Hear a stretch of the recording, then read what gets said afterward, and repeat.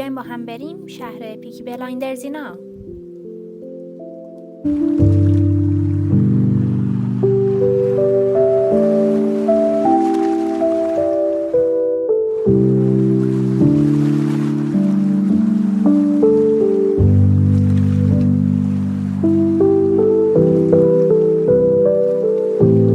اینجا تازه رسیده بودیم و از ایستگاه قطار اومدیم بیرون و مستقیم رفتیم اولین مرکز خریدی که جلوی ایستگاه قطار بود.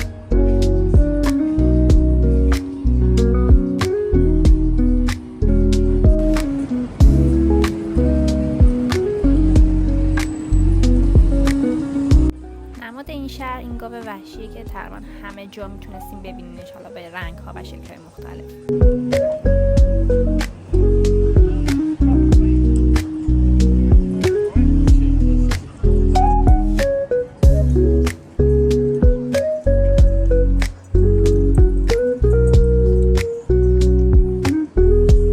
اینجا هم به عنوان نظری داشتن از این ردبولای انرژیزا میدادن.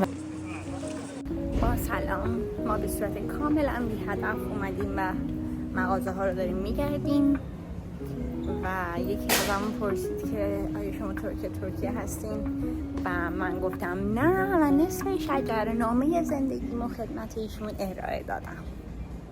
کاش کسی ازم سوال نپرسید.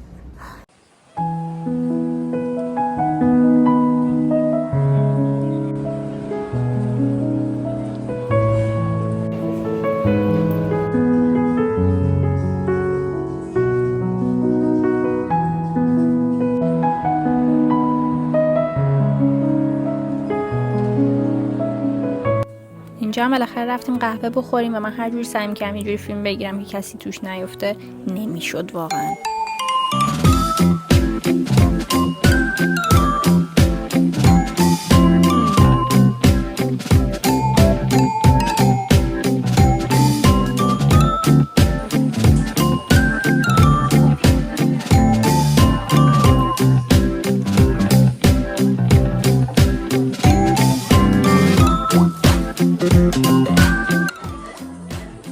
That's how it crooks.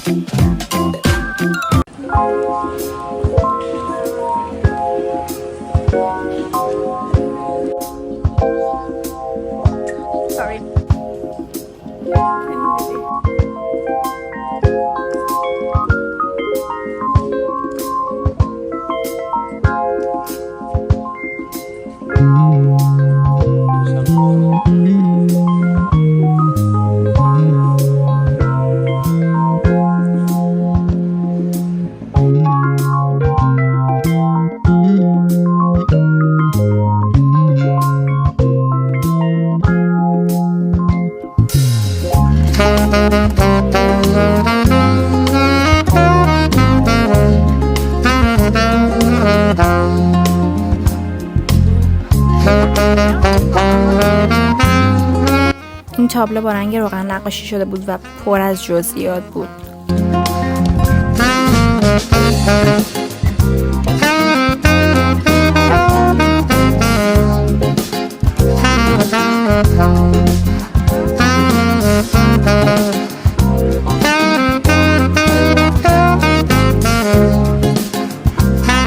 یه سری هم زدیم به کتابخونه اصلی شهر، نه به خاطر اینکه به کتاب و کتابخونی علاقه داشتیم، بلکه رفتیم بالا چون ویو قشنگی داشت.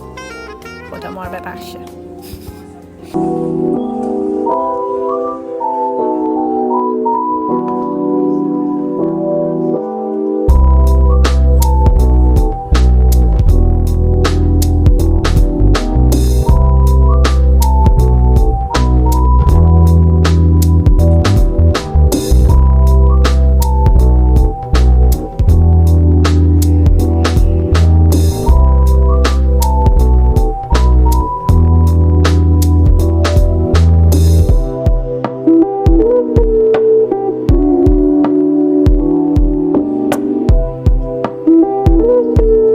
از اونجایی که ما دنبال هر بهونه‌ای هستیم که دلمون واسه ایران تنگ شه، این ویو ما رو یاد شمال انداخت و دلمون تنگ شد.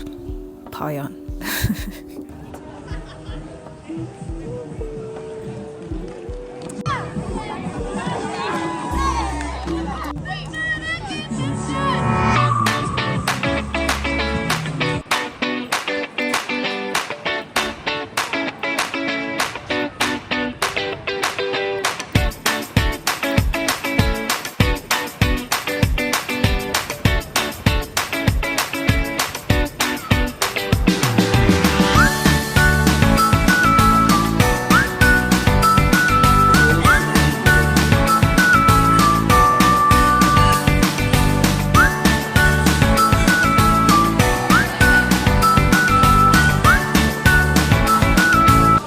از هر چه بگذریم سخن شکم خوشتر است.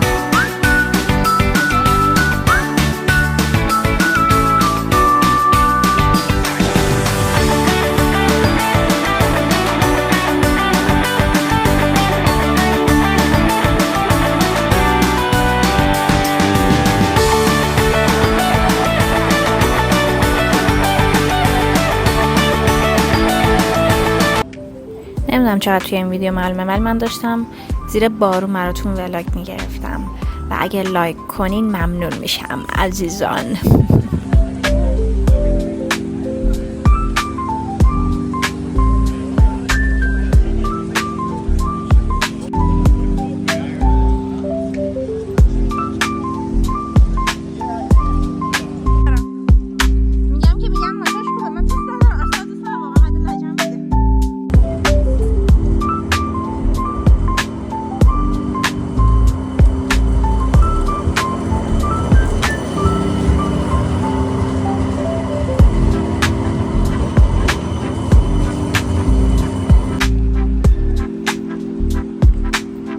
این بیلبیلک اینجا گذاشته شده بود که بچه باش بازی کنن و سرگرم شن، ولی مگه میشد من اینو فشار ندم؟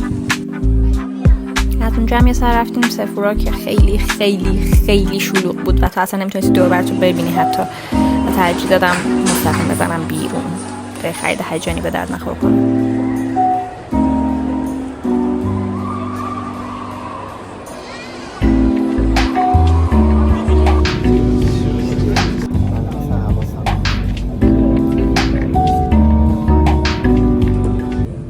سفر ما به برمنگام خیلی کوتاه بود و 5-6 ساعت بیشتر طول نکشید.